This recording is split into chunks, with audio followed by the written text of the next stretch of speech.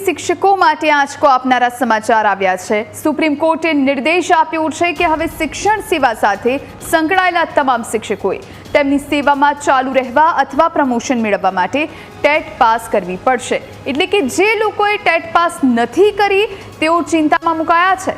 Justice Dipankar Datta અને justice Augustine George મસીહની બેન્ચે કહ્યું કે જે શિક્ષકોની નોકરીમાં 5 વર્ષથી વધુ સમય બાકી છે તેમણે ટીચર્સ એલિજિબિલિટી ટેસ્ટ પાસ કરવો પડશે।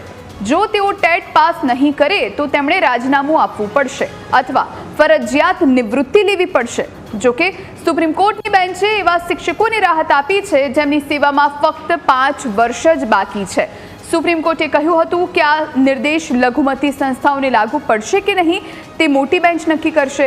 સુપ્રીમ કોર્ટે આ નિર્દેશ તામિલનાડુ અને મહારાષ્ટ્રમાં શિક્ષણ માટે ફરજિયાત ટેટ સંબંધિત અરજીની સુનાવણી કરતી વખતે આપ્યો હતો।